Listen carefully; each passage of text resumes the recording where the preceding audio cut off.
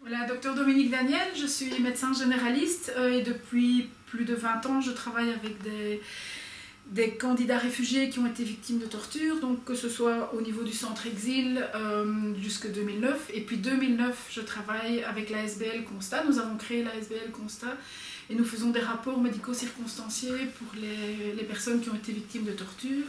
Et c'est dans ce cadre-là que je voudrais témoigner que nous recevons en consultation des femmes origines de Djibouti qui nous parlent des viols qu'elles ont subis en prison, par des policiers, par des militaires.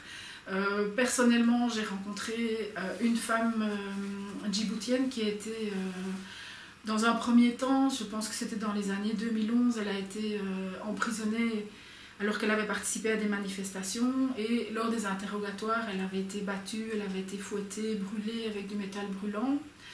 Elle a par la suite, lors d'une autre arrestation, pendant les interrogatoires, elle a été violée par des policiers à 2 reprises, 2 jours de suite, par 2 hommes chaque fois.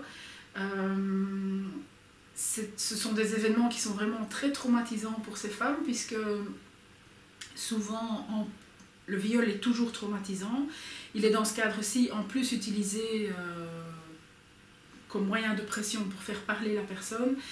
Mais la circonstance aggravante, c'est que ces femmes souvent sont infibulées, c'est-à-dire que la souffrance est encore pire, puisque leur orifice sexuel est obstrué par une membrane qui a eu lieu lors des mutilations sexuelles qu'elles ont vécues enfant. Et donc, ces viols sont extrêmement douloureux, extrêmement sanglants, extrêmement traumatisants pour la personne, qui souvent par la suite n'osera pas en parler et ça restera un grand tabou pour elle.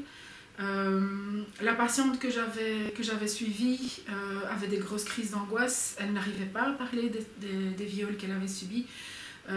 Ça a été un long travail de réhabilitation. Elle a dû, par exemple, faire des soins kinés pour apprendre à travailler sa respiration. Elle avait des crises d'angoisse, de panique, des gros troubles du sommeil.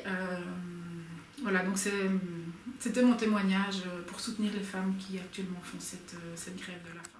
Voilà, donc je suis le docteur Martin Caillet, je suis gynécologue responsable du CEMAVI, le centre médical d'aide aux victimes de l'excision. Et dans le cadre de ma pratique de la prise en charge de ces femmes victimes de mutilations génitales, j'ai eu l'occasion de rencontrer des femmes venant de Djibouti qui ont témoigné du fait d'avoir été effectivement violées par des militaires dans leur pays. Il faut se rendre compte que ce sont des femmes qui déjà sont passées par la lame de l'exciseuse, qui le plus souvent ont eu la vulve fermée, cousue dans le cadre de l'excision.